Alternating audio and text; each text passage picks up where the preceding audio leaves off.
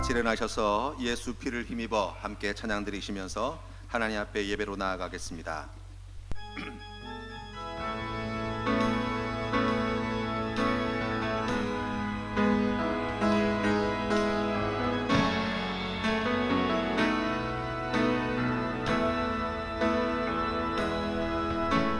주의 보좌로 나아갈 때에 어떻게 나가야 할까? 나를 구원한 주의 십자가 그것을 믿으며 가네. 주의 보좌로 나아갈 때에 나 여전히 부족하나. 나를 품으신 주의 그 사랑 그것을 믿으며 가네. 자격 없는 내 힘이 아니 오직 예수님의 보혈로 자격 없는 내 힘이 아니 오직 예수님의 보혈로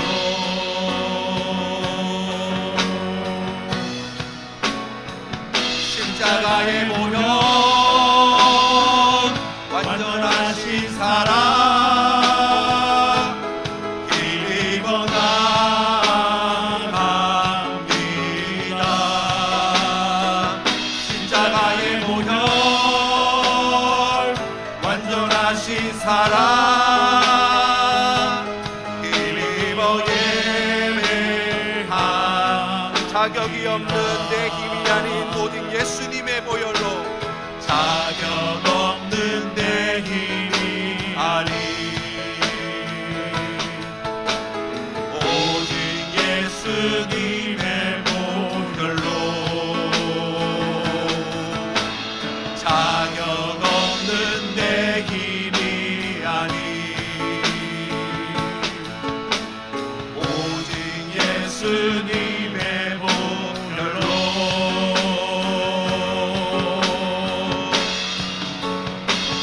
십자가의 보혈 완전하신 사랑 힘입어 나갑니다.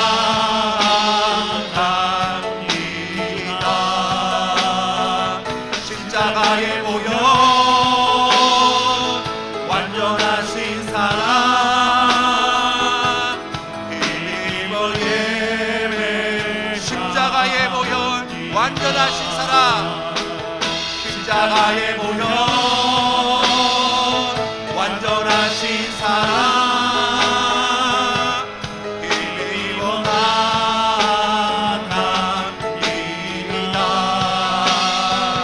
십자가의 보혈 완전하신 사랑 힘입어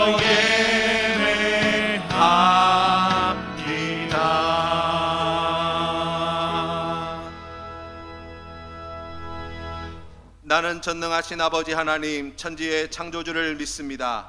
나는 그의 유일하신 아들 우리 주 예수 그리스도를 믿습니다.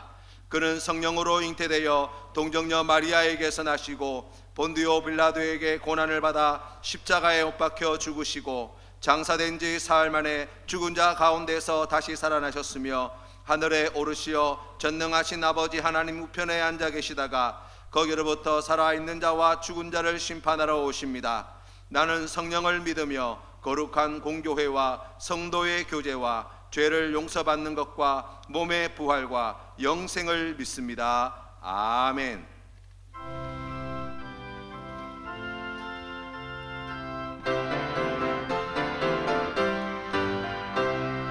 예수 부활했으니 할렐루야.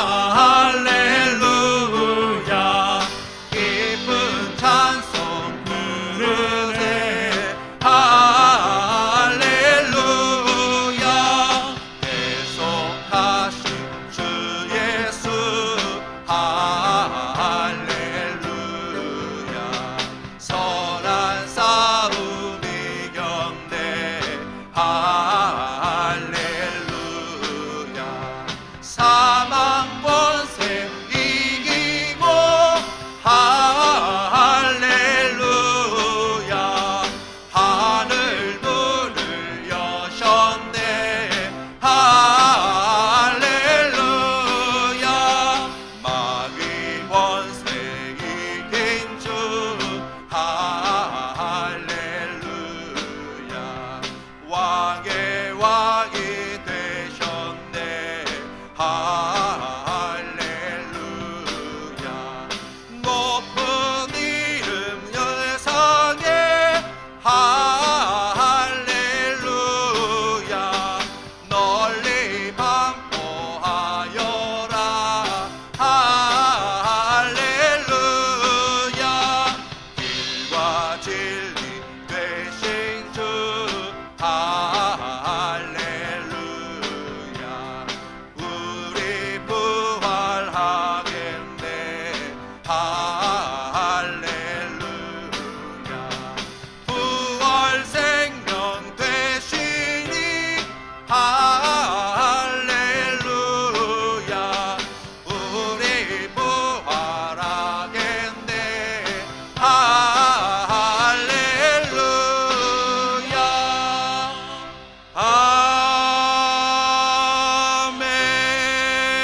아멘. 항상 우리와 동행하시며 우리를 지키시는 하나님 아버지, 지난 2달여 기간 동안 성전을 그리워하며 예배를 기다리던 우리에게 오늘 부활절 기념 예배로 이곳에 모이게 해주심을 감사드립니다. 이 예배를 통하여 질병에 어지러운 세상에 지쳐있는 우리 성도들을 따뜻하게 안아주시고 위로해주시고 새 힘을 주셔서 우리의 마음을 새롭게 하고 하나님을 다시 바라보는 예배가 되게 하여 주시옵소서.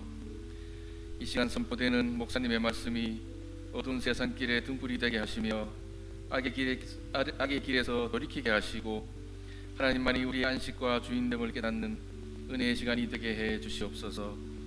세상의 어려운 시간들 가운데서도 온 마음과 정성을 다해 우리의 진실된 예배를 원하시고 바라시는 하나님 아버지, 우리의 인생이 착한 행실과 의로운 삶이 아니더라도 있는 모습 그대로 받아주시고 하나님을 경외하고 그 명령을 지키는 것이 우리의 사명임을 깨닫게 해 주시옵소서. 그리하여 세상 사람들이 우리를 통해 하늘에 계신 하나님을 알도록 하여 주시고 우리에게 주신 각자의 은사를 이웃사랑과 교회의 덕을 위하여 사용하게 해 주시옵소서.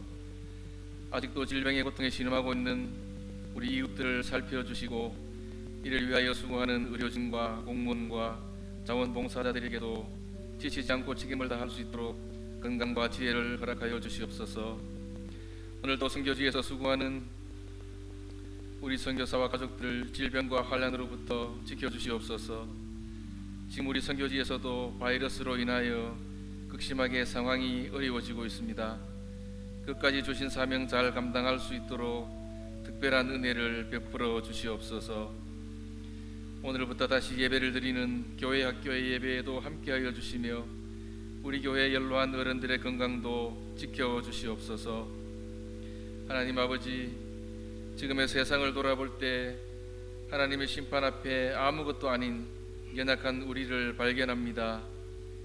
재앙의 징조들 앞에서 두려워하지 않고 끝까지 주님을 의지하며 흔들리지 않고 견딜 수 있도록 준비하는 우리 교회와 성도들 다 될 수 있도록 하여 주시옵소서. 그리하여 주님의 날이 점점 가까워오고 있음을 기억하고 깨어서 근신하며 기도하고 등불과 기름을 준비하는 슬기로운 성도가 되도록 인도해 주시며 우리가 사람의 지혜를 의지하지 않고 오직 하나님을 높이고 존중하며 나아갈 때 이 힘든 세상 가운데 우리의 산성과 요새와 피난처가 되어 주시고 주님의 날개 아래 우리를 든든히 보호해 주시옵소서. 이 시간 사회적 거리두기를 실천하고 교회와 성도들을 배려하며 가정에 머물며 온라인 예배를 드리는 우리 센텀 장로교회 모든 성도들에게 같은 은혜를 베풀어 주시고 이 예배를 통하여 주님 홀로 영광 받아 주시옵소서. 살아계신 예수님의 이름으로 기도드리옵나이다. 아멘. 오늘 우리에게 주신 하나님 말씀은 요한복음 11장 21절에서 27절 말씀 우리 함께 봉독하도록 하겠습니다. 요한복음 11장 21절에서 27절 말씀은 신약성경 166면에 있습니다.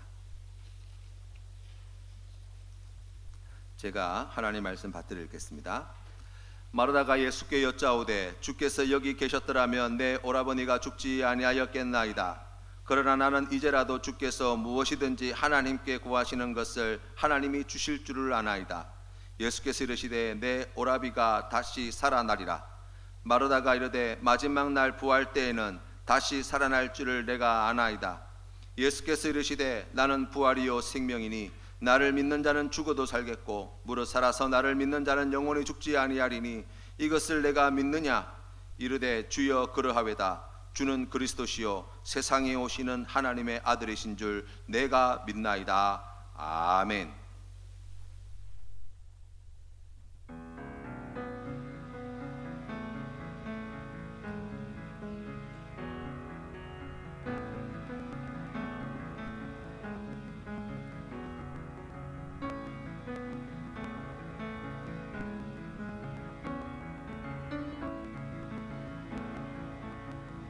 주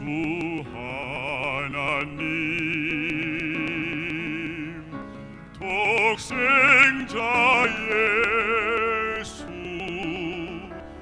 날 위하여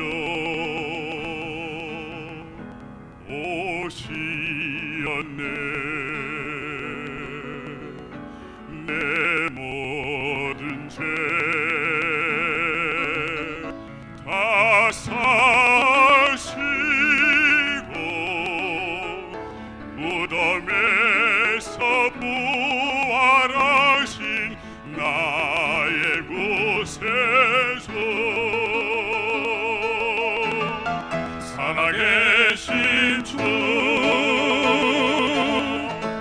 나의 참된 소망 걱정 근심 전혀 없네. 사랑의 주 내가 길 인도하리. 내 모든 삶의 기쁨 늘 충만하네. 주 안에서 거듭난 생명 도우시는 주의 사랑 참 기쁨과 확신 가지고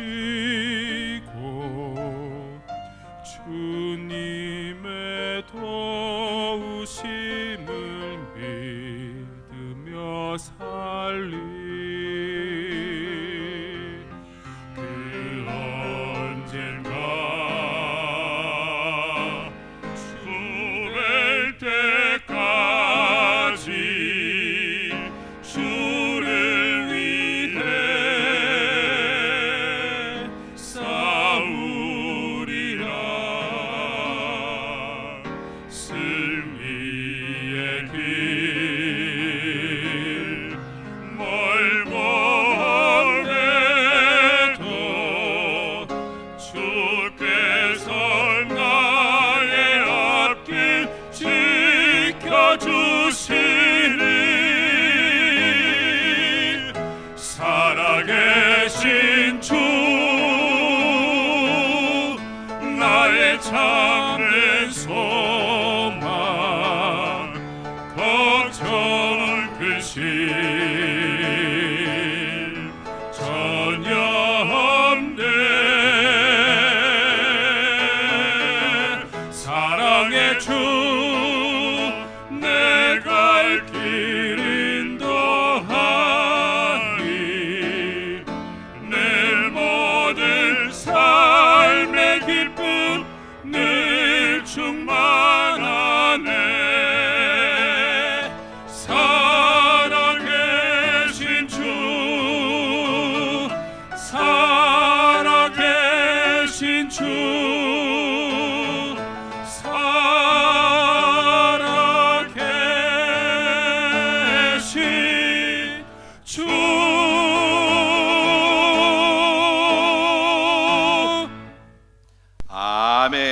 우리 하나님께 영광의 박수 올려드리겠습니다.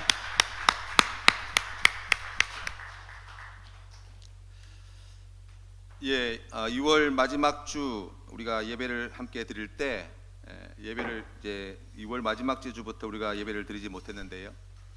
그때 우리가 예배를 잠시 쉬기로 이렇게 결의를 하면서 한 두 주 정도면 되지 않겠나 하는 그런 기대를 가지고 시작을 했습니다. 그런데 뭐 아시는 바와 같이 이 코로나 사태가 점점 확대되고 또 그로 인해서 여러 가지 위험한 일들이 많이 생기면서 그것이 한 달이 되고 두 달이 지나고 이제 오늘 다시 모이게 되었습니다. 아직 이 코로나 사태가 다 진정되지 않아서 뭐 여러 가지 위험한 요소들이 아직 남아 있기는 하지만 그래도 어려운 가운데 속에서도 우리가 안전 거리를 지켜가면서 또 여러 가지 방역 준비를 해서 함께 모일 수 있게 된 게 얼마나 감사한 일인지 모르겠습니다. 당분간 조금 불편하시겠지만 또 여러 가지 신경 쓰실 일이 또 많으시겠지만 우리가 주님 앞에 함께 모여서 예배드리는 이 시간이 우리가 얼마나 귀하고 소중한 시간인가를 다시 한번 깨닫고 그 은혜로 그 불편함을 이겨내시는 우리 성도님들 다 되시기를 바랍니다. 우리 광고를 하나 부탁한 게 있어가지고요. 우리 예배를 드리지 못할 때에 많은 분들이 온라인으로 헌금을 해주셨습니다. 주보에 오늘 올려져 있는데요. 여기에 다 담지 못했습니다. 빠지신 분들은 우리 다음 주 주보에 빠진 분들까지 다 해서 빠짐없이 명단을 올리도록 하겠습니다. 혹시 문의사항 있으시거나 하신 분들은 언제든지 사무실로 연락해 주시면 감사하겠습니다. 예수, 부활, 생명이라는 제목으로 하나님 말씀 전하겠습니다. 어느 분이 이렇게 말씀하시더라고요. 이번 코로나19 사태는 세계 제3차 세계대전이다 라고 말씀하셨습니다. 1차 세계대전, 2차 세계대전이 뭐 나라와 나라, 진영과 진영 간의 싸움이었다고 한다면 제3차 세계대전은 인류와 바이러스와의 전쟁이라는 거예요. 그리고 지금 전 세계가 그 제3차 세계대전에 전장이 되어 있고 그 속에서 많은 인류가 지금 고통 가운데 있고 그리고 이 싸움에서 승리하기 위해서 부단히 애쓰고 노력하고 있지만 아직 인류는 승기를 잡지 못했다라고 평가를 하시더라고요. 그러면서 왜 이런 일들이 벌어지게 되었나, 왜 이 코로나 사태와 같은 이러한 문제가 빚어지게 되었나라고 이야기할 때 우리가 지난 인류가 걸어왔던 지난 40년의 시간들을 반성하는 목소리를 많이 듣게 되었습니다. 지난 40년간 인류가 걸어왔던 문명의 길은 크게 세 가지 단어로 요약할 수 있어요. 그 첫 번째는 지구화입니다. 다시 말하면 온 인류가 온 지구에 속해 있는 나라와 민족과 또 도시와 그 모든 것들이 서로 연결되어 있다는 거예요. 그래서 그 연결되어져 있는 관계 속에서 뭐 우리가 잘 알고 있듯이 지금 우리나라에서 생산하는 많은 물건들이 있지만 그러나 그 가운데 어떤 것은 상당 부분은 우리나라에서 생산하지 않은 것들이 많아요. 그래서 우리가 그러한 물건들을 만들기 위해서는 다른 나라 또 다른 곳에서 생산된 것을 가지고 와서 우리나라에서 조립해서 만들기도 하고 또 우리나라의 것이 다른 나라로 가서 그곳에 물건을 만들어내는 데 쓰이기도 합니다. 그런데 이번 코로나 사태로 말미암아서 이제 나라와 나라 간의 교역이 거의 단절되다시피 한 상황에 처하게 된 것이잖아요. 모든 인류가 전 지구적으로 연결되어진 이 관계의 고리가 다 끊어져 버린 거예요. 그렇게 되다 보니까 갑자기 지금 우리나라에는 아무런 문제가 없는데 공장이 멈춰야 되는 사태가 빚어지게 된 것이죠. 다른 나라도 마찬가지예요. 그것으로 그동안 연결고리와 같이 이어져 왔던 전 세계가 이 코로나 사태로 말미암아서 이제 이러한 문제를 봉착하게 되고 그로 말미암아 많은 피해들이 지금 부가적으로 발생하는 상황들을 우리가 보게 됩니다. 두 번째는 도시화예요. 온 인류의 지구상에 존재하는 인류의 2분의 1 이상은 지금 도시에 살고 있습니다. 우리나라만 하더라도 우리나라 5천만 인구 가운데에 거의 반 이상이 지금 서울과 경기 지역에 밀집해서 지금 살고 있어요. 그 말은 다른 말로 이야기하면 이 도시화가 된다는 것은 지금 우리 부산 땅에서 살고 있는 우리에게 우리의 삶에 더 큰 영향력을 미치는 것은 강원도 어느 산골짜기에 있는 시골 마을이 아니라 저 멀리 미국에 있는 뉴욕시라든지 아니면 바다 건너 도쿄라든지 아니면은 홍콩이라든지 이와 같은 도시의 문명이 지금 부산에서 살아가고 있는 우리에게 더 큰 영향력을 미치고 있다는 거예요. 그러니 서로 연계되어진 이 도시들 속에서 재화가 집중되고 사람들이 집중되고 그로 말미암아서 큰 위험을 안고 살아가고 있었다는 것이죠. 그것을 알게 된 게 이번 코로나 사태예요. 사람들이 가까이 지내면서 밀집해 있으면서 이 바이러스가 얼마나 빨리 퍼지게 됐는지 모릅니다. 그것으로 말미암아서 얼마나 많은 사람들이 희생을 당했는지 몰라요. 지금 전 세계에 코로나 사태로 인해서 많은 희생자가 발생하는 지역들은 다 도시들이에요. 그동안 인류가 걸어왔던 길을 생각해 본다면 우리가 지나왔던 그 도시화의 길들이 가지고 있는 문제점, 그 위험성에 대해서 우리가 너무 간과하며 지나온 것은 아닌가 반성하게 됩니다. 세 번째는 금융화예요.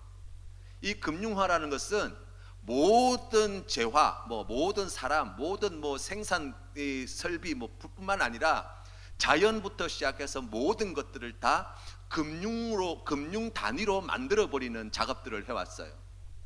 왜냐하면 이 세상은 공평하지가 않거든요. 불공평해요.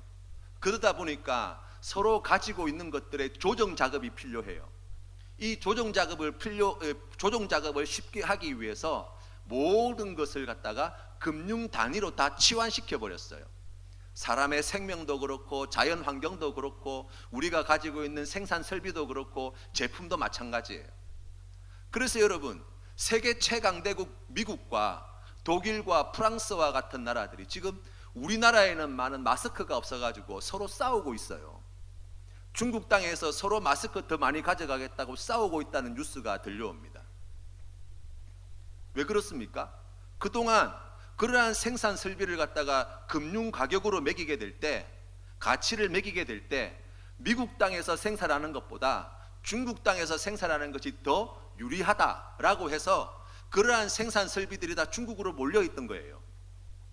그러다 보니 이런 문제가 발생하니까 이제 그동안 해왔던 일들이 얼마나 무모한 짓이었는가를 또 한번 보게 되는 것이죠. 어느 분이 지금 우리가 살아가는 이 문명을 이렇게 설명을 해주셨어요.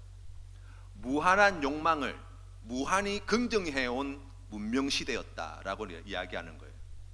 지난 40년간 우리 인류가 걸어왔던 길들은 인간이 가지고 있는 욕망에 대해서 매우 긍정적으로 생각했습니다. 그래서 소비가 미덕이다 라고 이야기하였고, 더 많은 제품을 또 더 좋은 기술을 가지고 더 많이 생산하려고 얼마나 많이 노력했는지 모릅니다. 우리나라에서 만드는 핸드폰만 하더라도 전 세계에 얼마나 팔렸는지가 늘 뉴스로 보는 것이잖아요. 자동차만 하더라도 우리가 얼마나 많은 자동차가 필요한가에 대해서는 고민해 본 적이 없어요. 얼마나 많이 만들어서 얼마나 많이 팔아먹느냐를 고민했지요. 그러다 보니까 무슨 문제가 생깁니까? 욕망을 위해서 사람이 희생되어 왔어요. 인간의 욕망을 채우기 위해서 많은 사람들이 그 틈바구니에서 희생을 당해오는 것을 당연하게 여겼습니다.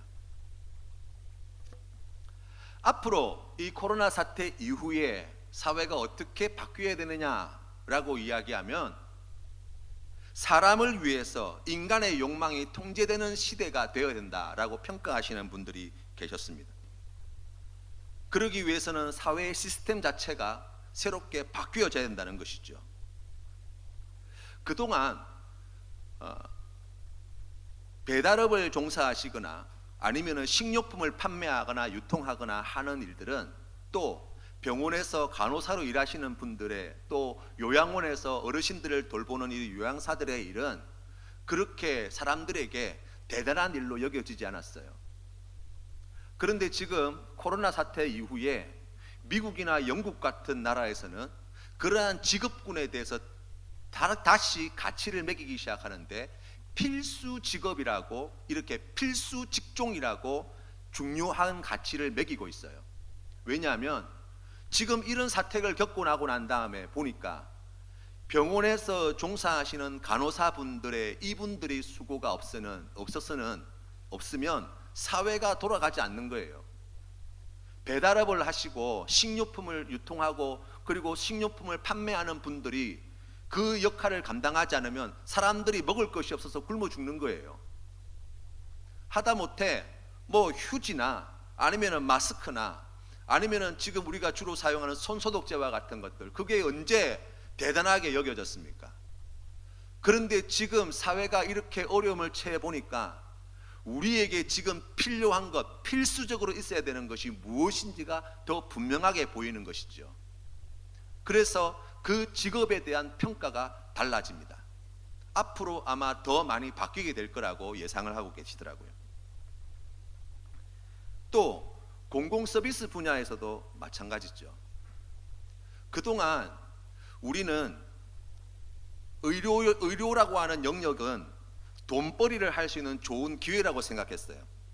그래서 돈 많은 사람이 좋은 의료 혜택을 받고 돈 없는 사람은 그러한 혜택을 안 받는 것이 당연한 것처럼 생각하던 사람들도 있었어요. 그리고 그러한 시스템을 가지고 있는 나라들도 있습니다. 그런데 정작 이 코로나19 사태를 통해서 이 어려움이 처하게 되다 보니까 사람들의 인식이 어떻게 바뀌어집니까? 의료라고 하는 것은 사람이 사람답게 살아가는데 필수적이라는 거예요. 그래서 이것은 수익을 위한 도구로 사용되어질 것이 아니라 사람이 사람답게 살아가는데 필수적인 것이기 때문에 공공의 재화로 우리가 바라봐야 한다는 거예요. 그래서 실제로 지금 코로나 사태로 인해서 많은 분들이 희생당하고 있는데 그 사회 시스템 가운데 의료 시스템의 공공성을 잘 지키고 있는 나라들은 그나마 어려운 가운데에 선방을 하고 있어요. 그런데 여러분, 민영화가 이루어져 가지고 값비싼 의료비를 지출해야만 되는 나라들은 이 코로나 사태에 잘 대처하지 못해요. 여러분, 그렇게 생각해 보면 지금 우리가 걸어왔던, 지난 40년 동안 우리 인류가 걸어왔던 지구화, 도시화, 금융화, 그리고 그 가운데에서 이 인간의 욕망을 채우기 위해서 우리가 달려왔던 그 길들을 이 코로나 사태로 인해서 다시 반성하게 되어지는 것입니다. 아마 앞으로 사회는 변화될 것입니다. 지금도 변화되고 있습니다. 그러나 우리가 이러한 시대 속에서, 이러한 변화의 시대 가운데에 교회가 어떻게 자리매김해야 될 것인가 라고 생각해 볼 때 우리가 늘 잊지 말아야 되는 것은 바로 우리에게 길을 알려주시는 분은 우리의 길과 진리와 생명이신 예수 그리스도라는 사실입니다.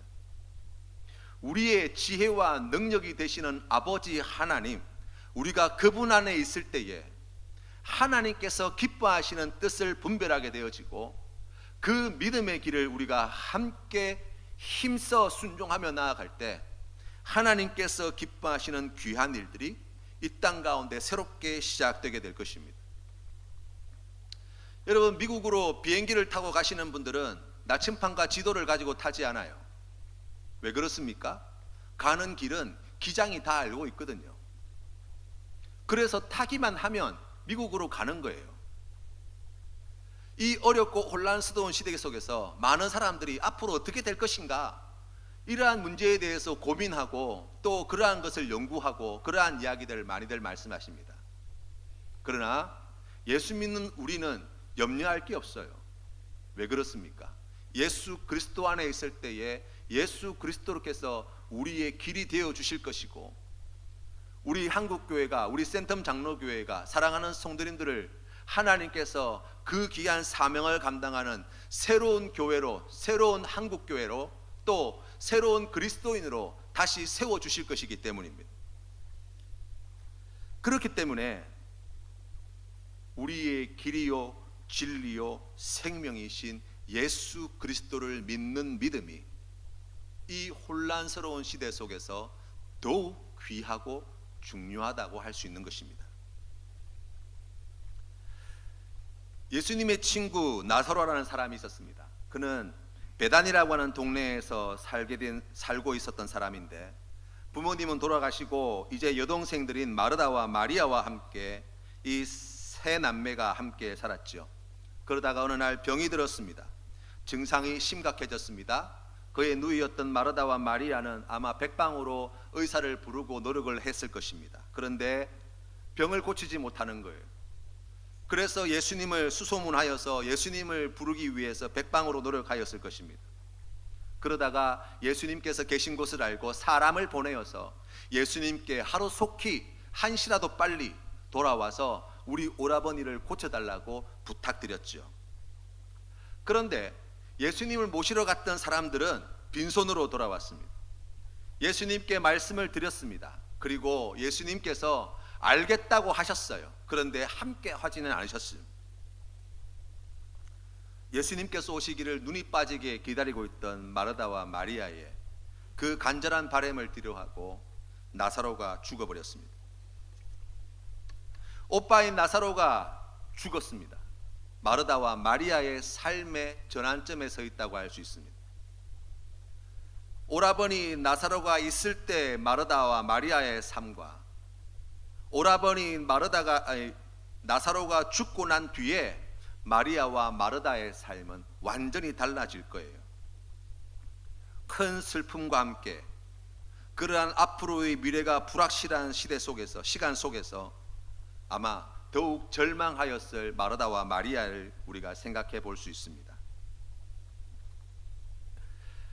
나사로가 죽은 지 나흘이 지나고 난 뒤에 예수님께서 그 장례식장에 찾아오셨습니다. 예수님께서 오셨을 때 이 마리아와 마르다는 그 마음에 어떤 생각이 들었을까요?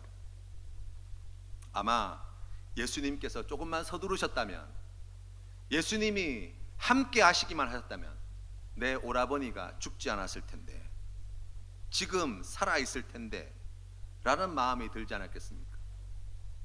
그런데 이미 죽어버렸어요. 죽은 지 나흘이 지났습니다. 무덤에서 시체 썩는 냄새가 납니다.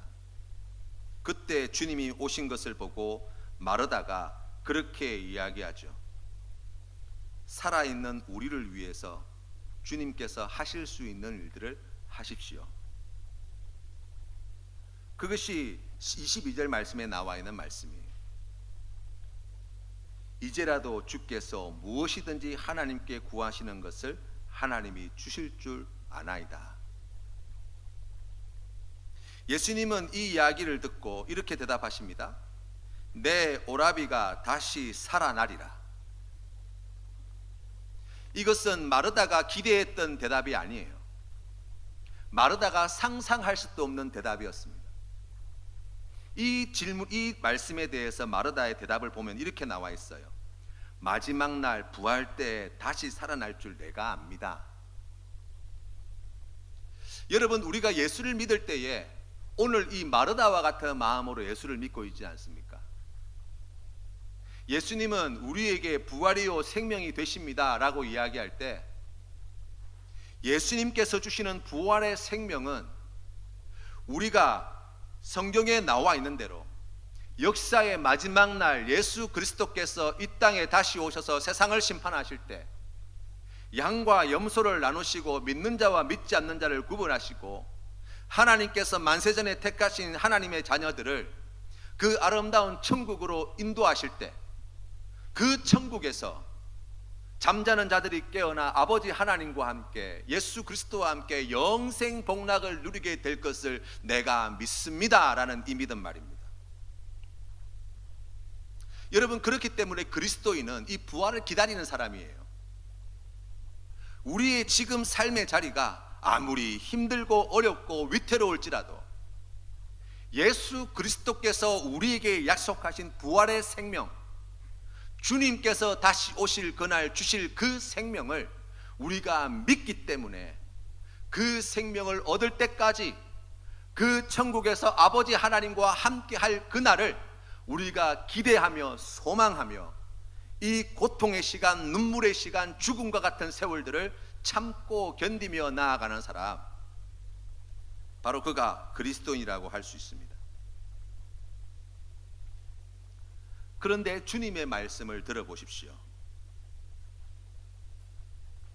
오늘 성경 말씀 25절 말씀에 보니까 우리 예수님께서는 마르다에게 이렇게 말씀하십니다. 나는 부활이요 생명이니 나를 믿는 자는 죽어도 살겠고 라고 말씀하셨어요. 여기에서 말씀하시는 나는 부활이요 생명이니 라고 하는 말씀의 시제는 현재입니다. 지금 예수님은 우리의 부활이 되신다는 거예요.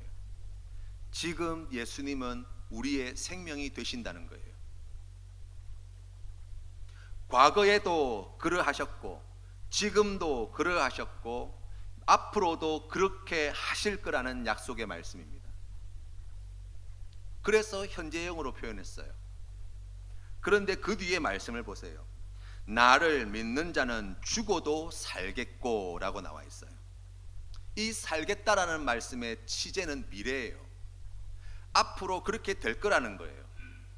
다시 말하면 믿었다가 예수님을 믿고 있다가 죽게 되면 나사로와 같이 죽었으면 예수를 믿으면 앞으로 주님께서 다시 오실 그때 다시 살아나게 될 것이라는 말씀이에요.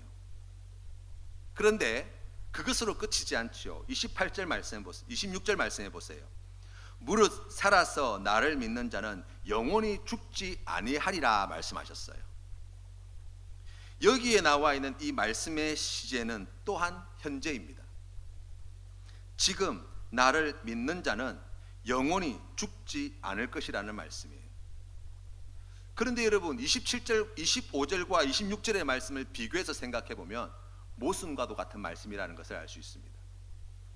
예수님을 믿으면 영원히 살 것이라고 말씀하시는데 25절 말씀에 보니까 예수님을 믿어서 죽으면 앞으로 살아나게 될 것이라고 말씀하시는 거예요. 이거 무슨 말씀입니까? 예수님께서는 어디에 더 강조점을 두고 계신가 생각해 보면 바로 26절 말씀이라고 할 수 있습니다.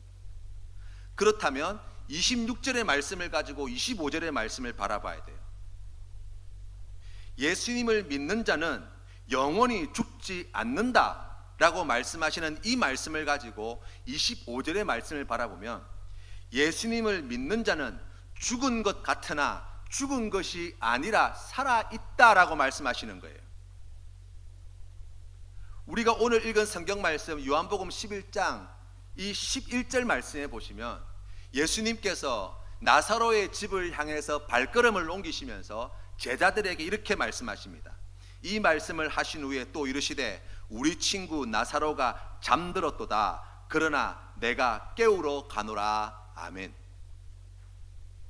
예수님은 나사로를 죽었다고 말씀하지 아니하시고 잠들었다고 이야기하고 있어요. 제자들이 이렇게 이야기합니다. 주여 잠들었으면 낫겠습니다.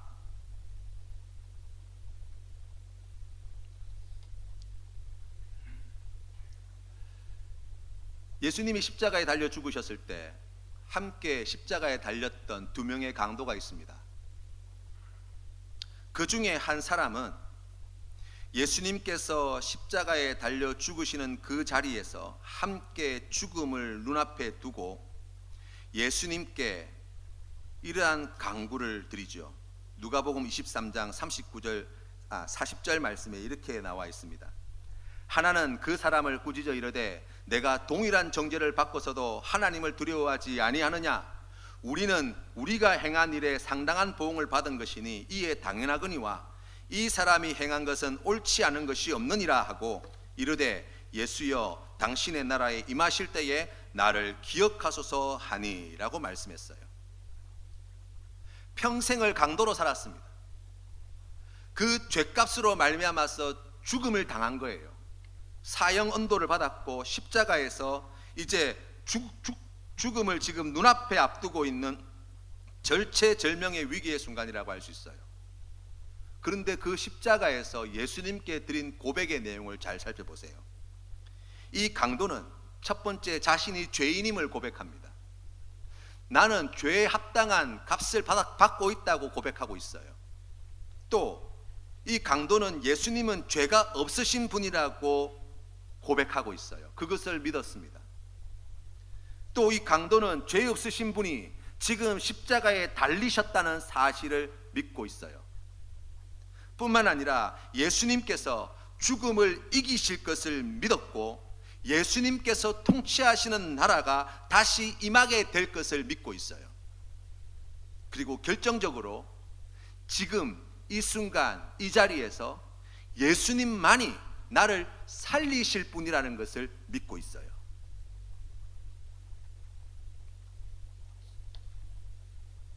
믿음이 없이는 이러한 것을 구할 수 없습니다.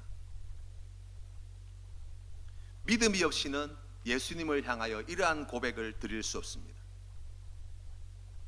그래서 이 강도는 평생 죄짓고 살고 지금 생명이 얼마 남지 않은 그 죽음의 자리였지만 미래에 언젠가 예수님이 통치하시는 나라가 임하게 될 때 예수님께서 나를 기억해 주시기를 구하였고 그 말씀을 들은 예수님의 응답을 받았습니다.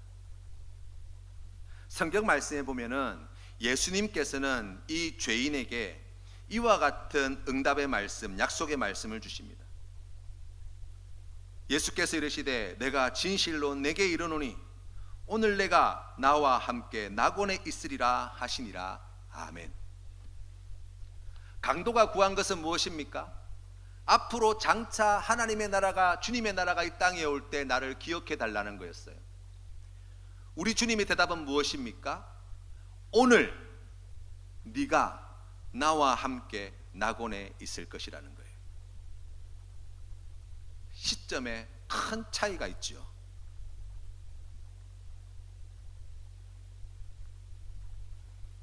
예수님을 만나기 전과 후 이 강도의 삶의 모습은 달라진 것이 없다고 할 수 있습니다. 여전히 십자가에 달려 있고요, 여전히 피를 흘리고 있고 여전히 죽어가고 있습니다. 그러나 우리가 오늘 십자가상에서 일어났던 그 놀라운 일들을 보게 될 때 예수 그리스도를 향한 그 귀한 믿음의 고백으로 바로 구원받은 그 죽음의 자리에서 구원받은 한 영혼을 우리가 만나게 되는 것입니다. 우리 주님의 말씀처럼 부활은, 생명은, 구원은 먼 훗날 그 언젠가 일어나게 될 사건이 아니라 바로 그와 같은 믿음을 가지고 있는 자에겐 늘 언제나 지금이고 오늘 일어나는 사건임을 말씀하고 있는 거예요.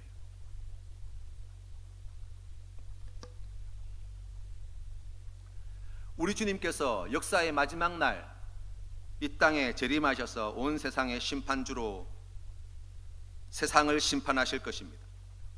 그때 잠자던 많은 사람들이 다시 부활의 생명으로 일어나게 될 것입니다. 삼위일체이신 하나님과 영원히 함께하게 될 것입니다.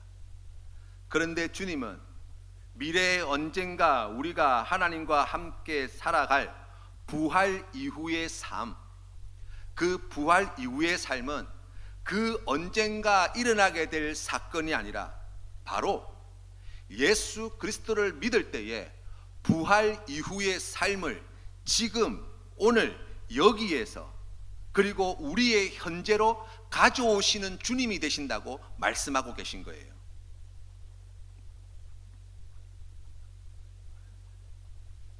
냉장고 안에 맛있는 과일이 들어 있습니다.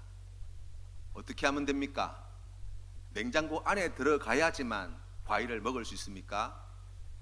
그건 아니죠.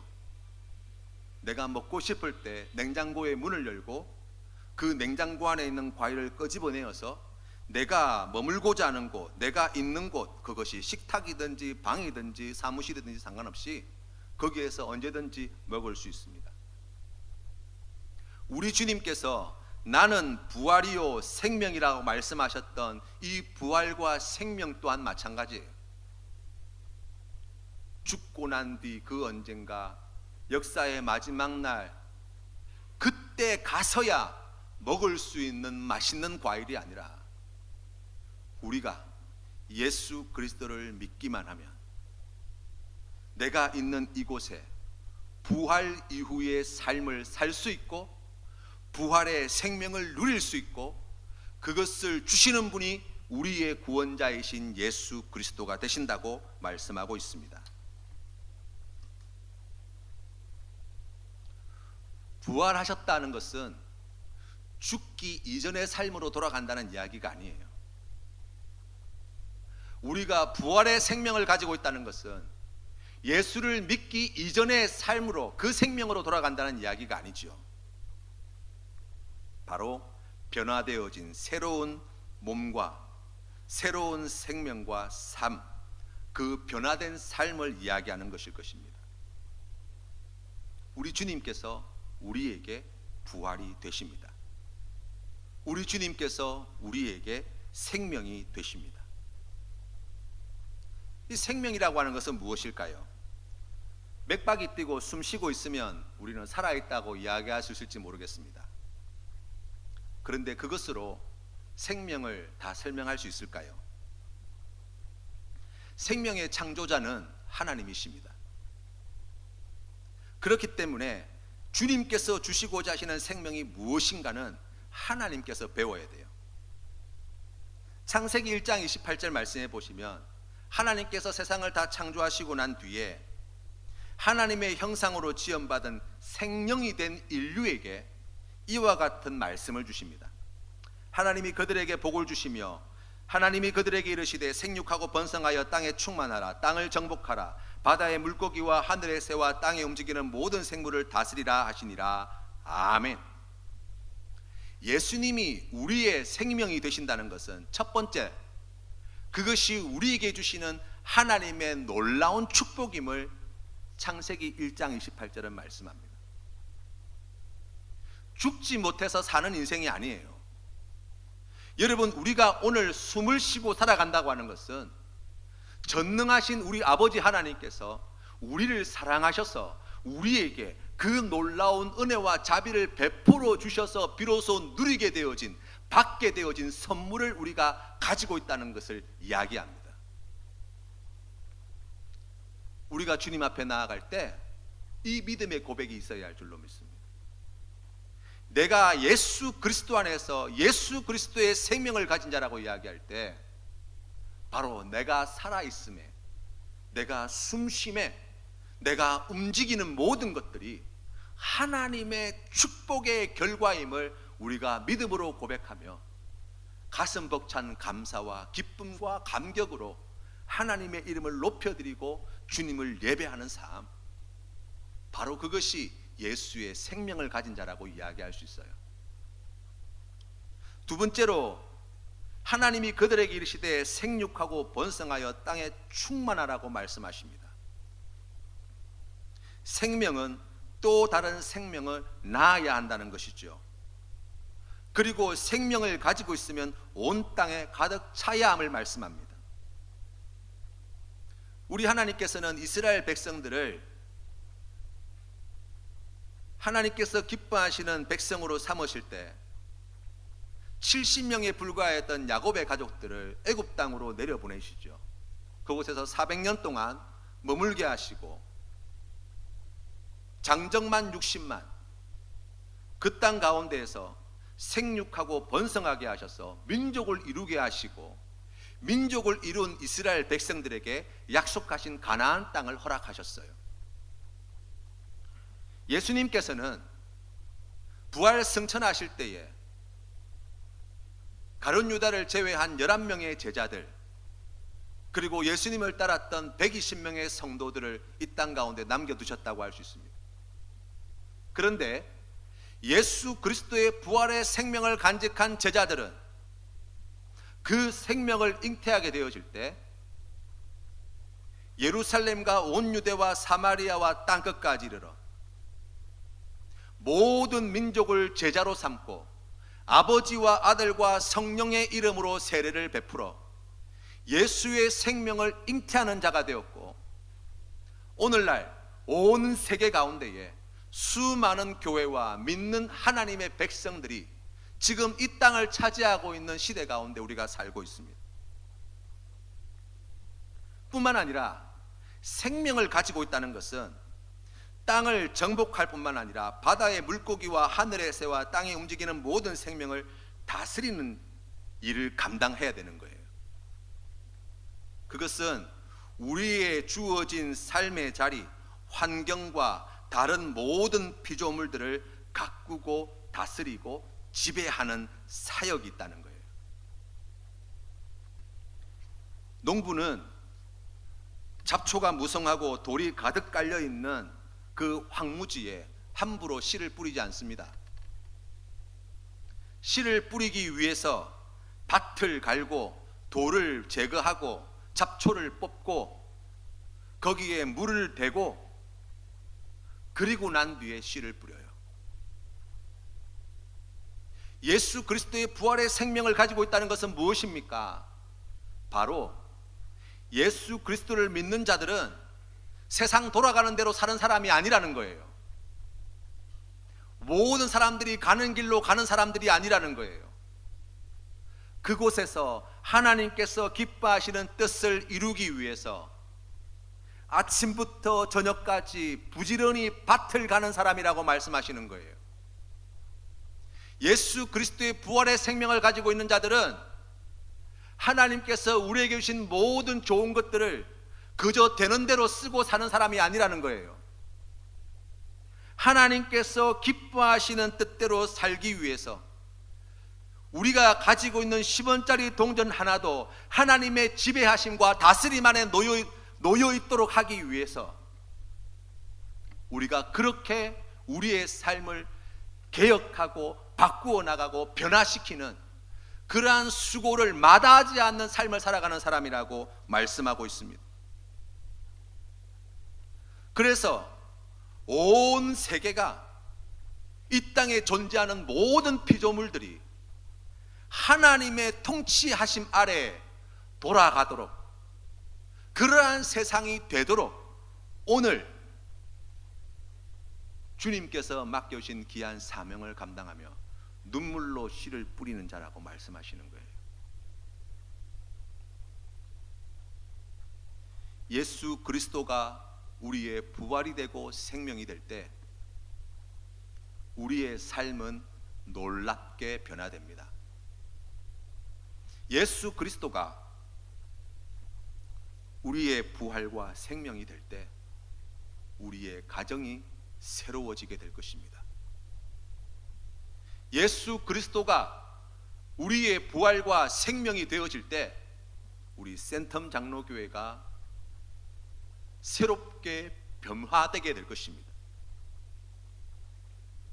예수 그리스도가 우리의 부활과 생명이 될 때 사랑하는 성도님들의 삶을 통하여 주님의 몸된 교회를 통하여서 하나님께서 행하시는 놀라운 변화가 이 지역사회에, 이 부산 땅에, 이 대한민국의 이 열방 가운데에 나타나게 될 것입니다.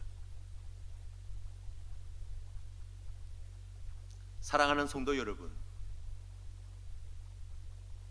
우리 주님께서는 우리에게 내가 부활이고 생명이라고 말씀하십니다. 우리의 삶에 이와 같은 놀라운 변화를 만들어내시는 주체는 예수 그리스도라고 말씀하고 계십니다. 우리가 부활이며 생명이신 예수 그리스도를 믿는 믿음으로 예수 그리스도와 함께하게 되어질 때 하나님께서 이와 같은 놀라운 일들을 반드시 이루어 주실 것입니다. 이 귀한 약속의 말씀을 붙잡고 우리의 부활이요 생명이신 예수 그리스도의 이 생명을 가지고 죽음이 가득 찬 이 땅 가운데 예수 그리스도의 생명을 나누고 전하는 우리 모든 성도님들 다 되시기를 주님의 이름으로 축원합니다. 기도드리겠습니다. 우리의 부활이요 생명이신 주님, 오늘 주시는 말씀을 통하여 다시 한번 우리가 주님 앞에 귀한 믿음으로 나아갑니다. 주님께서 우리에게 주시는 이 부활의 생명은 주님께서 역사의 마지막 날을 오셔서 이루실 부활의 생명이 아니라 바로 오늘 지금 여기에서 우리의 부활이며 생명이신 주님과 함께할 때 우리가 그 생명을 누리며 그 귀한 믿음의 삶을 살 수 있음을 약속해 주신 말씀인 줄로 믿습니다. 사랑하는 성도님들을 주님께서 축복하여 주실 때 이 귀한 믿음으로 굳게 서게 하여 주시고, 죽어 시체 썩는 냄새가 나는 나사로를 부르시고 다시 산자로 불러내신 그 놀라운 기적과 같은 변화와 역사를 우리의 삶의 자리에서 늘 경험하며 주님과 함께하는 생명의 삶을 이어가는 우리 모든 권속들 될 수 있도록 복내려 주시옵소서. 예수님의 이름으로 기도드립니다. 아멘. 우리 꽃들도 다 같이 일어나서 함께 찬양 드리면서 하나님 앞에 나아가겠습니다.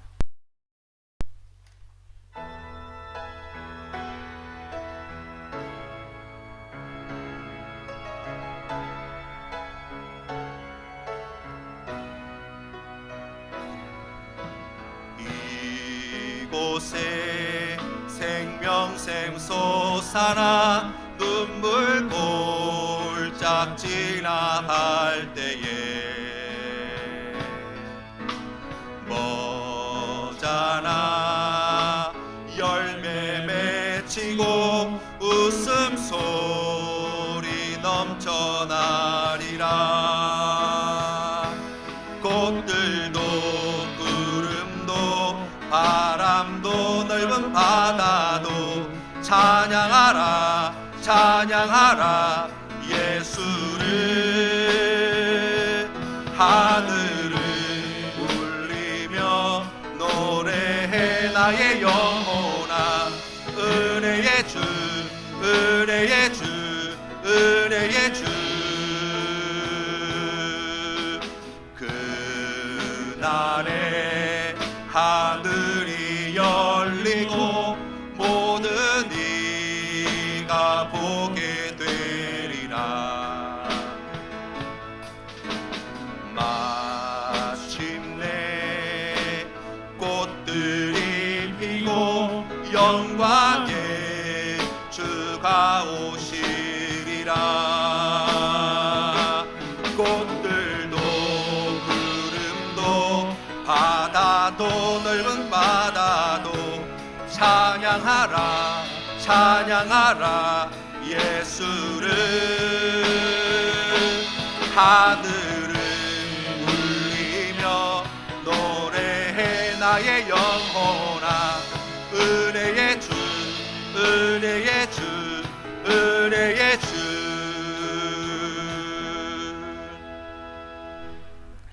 이제는 부활이요 생명이신 우리 주 예수 그리스도의 크신 은혜와 우리를 사랑하시되 끝까지 영원히 사랑하시는 아버지 하나님의 영원하신 사랑과 우리를 그 부활의 생명의 길로 인도하시는 성령 하나님의 교제하심이 오늘 주신 말씀 마음에 새겨 오늘 우리가 있는 삶의 자리에서 부활의 생명으로 살아가겠습니다 결단하며 나아가는 주의 백성들 머리 위에, 이 나라 이 민족 위에, 고통 중에 있는 세계 열방 가운데 이제로부터 영원토록 함께 하시기를 간절히 축원하옵나이다.